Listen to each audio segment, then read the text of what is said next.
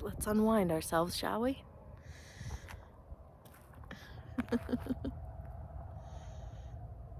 Shall we go? Let's go! Shall we go? Let's go! Shall we go? Let's go!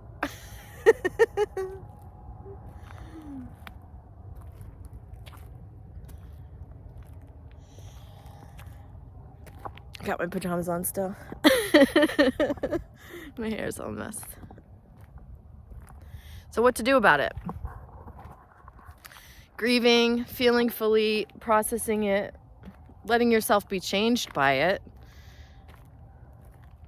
letting yourself mature into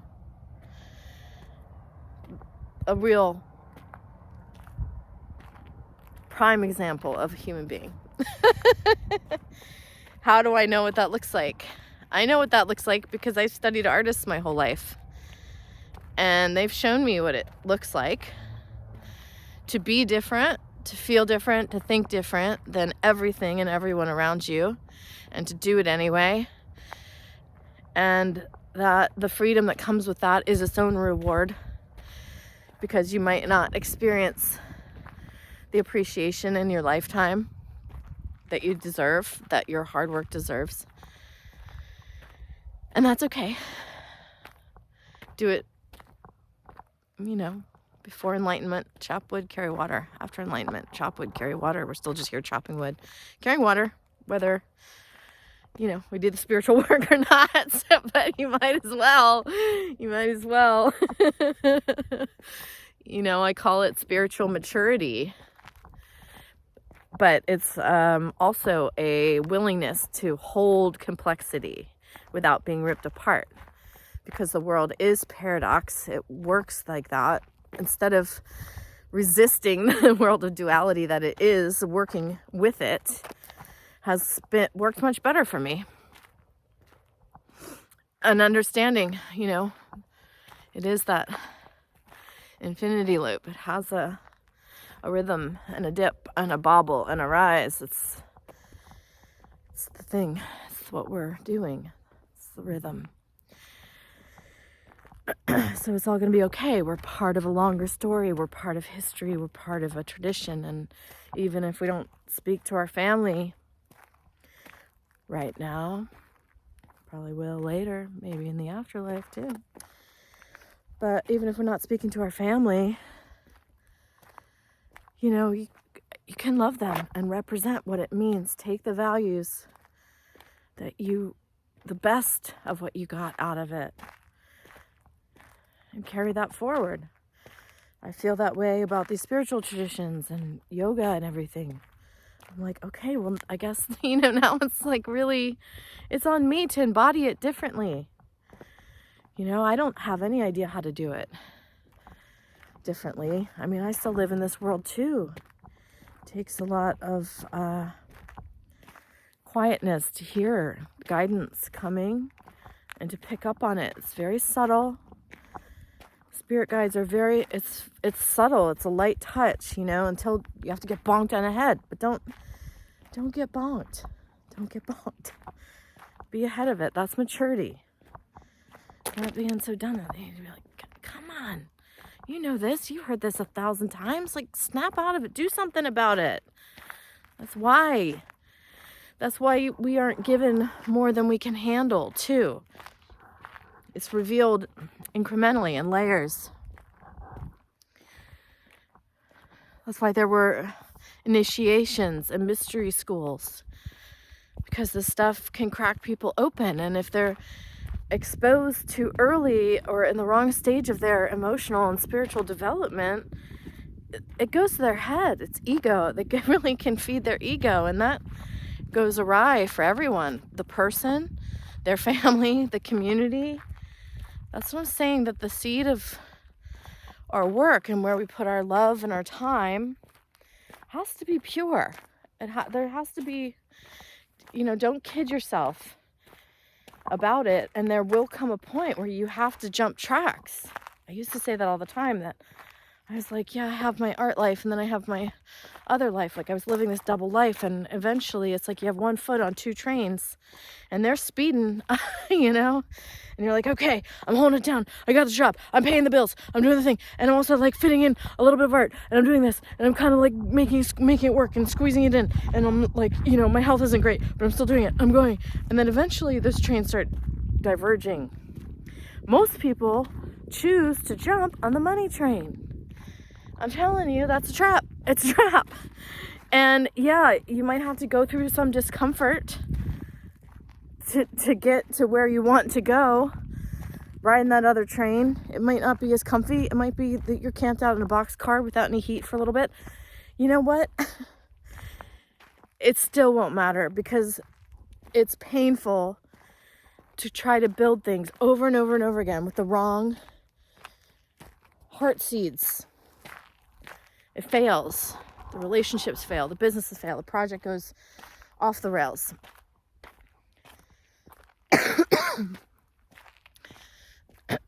And I don't have time for it anymore. Good morning.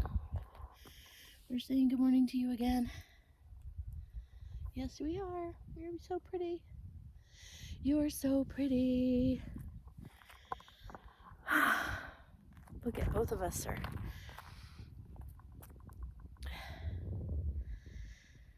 Here to reflect the sun.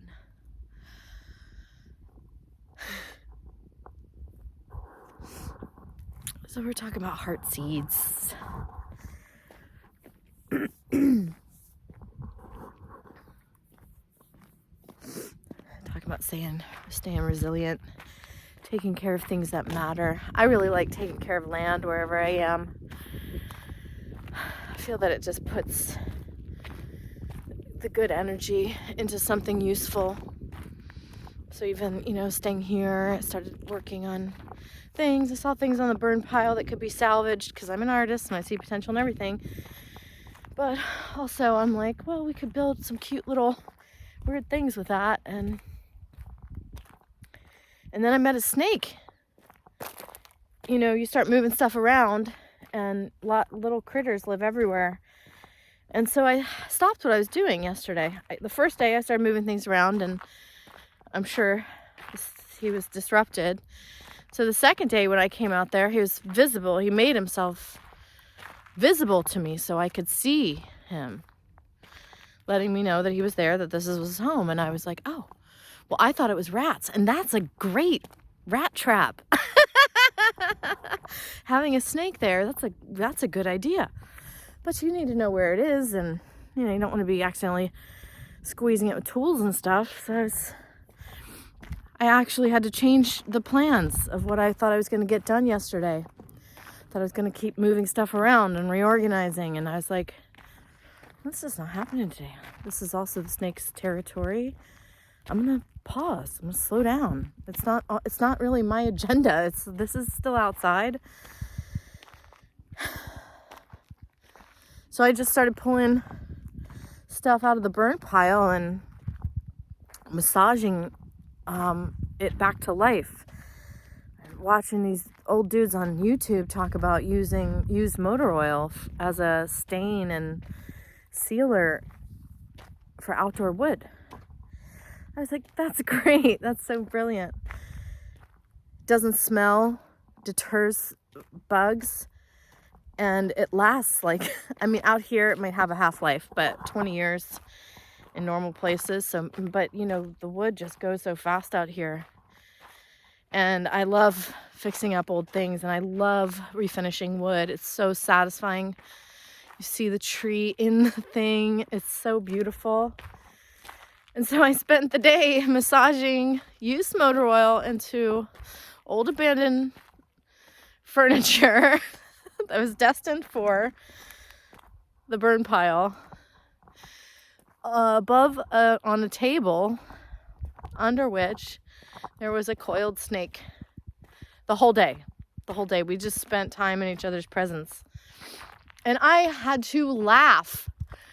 This is the finishing touches on the year of the wood snake, and I'm refinishing wood next to a snake. It was just so literal. I was just laughing. But also, you know, my spirit guides and the animals, they know that I speak that language. That snake will show up and I'll get into a relationship with it. And it was funny because I stopped and I had to take my hat off out of respect. And I started to come and just explain my intentions to the snake. And I started to do all the like, oh, snake, hi, I'm coming in peace and he. And I was like, I saw that snake looking back at me and it made me stand in my power. It was like, it was mutual respect. I was like, I see you. I see you. This is your home. And I'm not trying to interfere. And I had to come correct to that snake. I felt myself going into like this like false deference, which so many people do about nature. Like, oh, nature, as if it's not a double-edged sword that will kill you and can. I mean, that's the thing. But also, there's a lot of just standing in our own power. It was like, you know, it's about respect, which is, you know, it's comes from a different place than pity and compassion, and it's got a fire to it. It's got I stand for something. I stand for something. I include you in it. And it's not about me. It's like it's about what I'm holding down, what I represent, what I think is my responsibility, mine to carry in this life. And you only get there through tests and trials, through actual hardship, through actual, how many times have you massaged that scar tissue? How many times have you put yourself in a situation to get the scars? And then how many times have you delivered the medicine to yourself? This is the thing. This is the fierce warrior. Fierceness is not aggression. It's not anything to do with aggression. You are who you are, and you know who you are. And it's not that that's not changing and fluid and moving all the time. It is. But your nature, you know, that stuff doesn't really change. And so when you have had to protect it, you know, let yourself be changed by this stuff and rise up, stand up. Let's take the medicine and mature spiritually. And I've learned that through poets. That's what I'm telling you. Through writers, through artists. There's so many that have shown the way. It's not about reaction, you guys. And it's not about revolution this time. It's about us. It's about this heart muscle coming online in a real way. Not in a pathetic, like, oh, everything's safe. No. Everything's not all nice, and once we get enlightened and wake up, then everything's going to be easy. No. You're still going to be tested. There's still going to be trials and challenges, and the more you rise up, the trickier it gets, because you're always going to be forced to grow. So just want everyone to really take the medicine. Take the medicine and do that transformation. You can heal from it. You don't need fucking doctors. You don't need other people. You honestly don't need anything else. I mean, for me, I would just need a pen and a paper. And you can do it. Or your voice. Sing about it. Dance about it.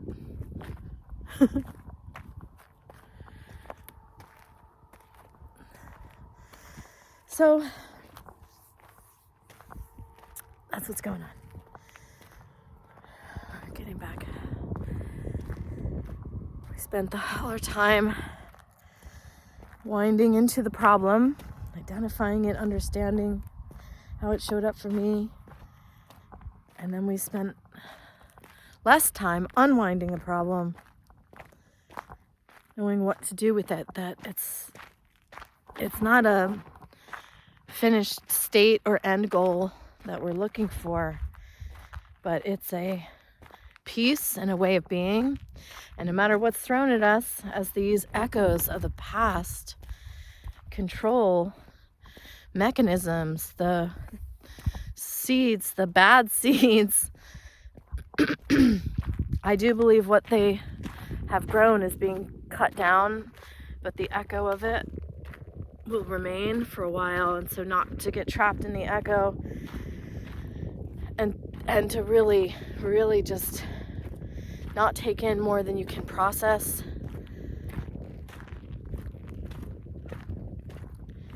And to let yourself be changed by it.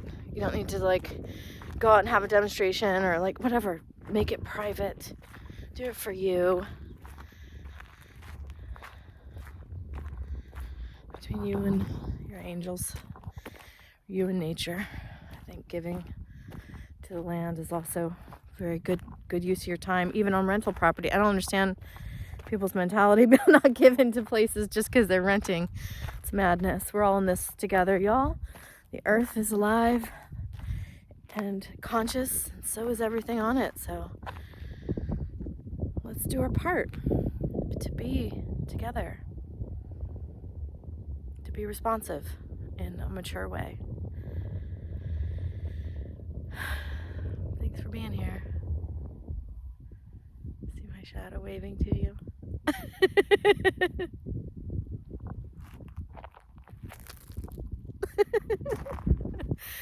All right. See you next time.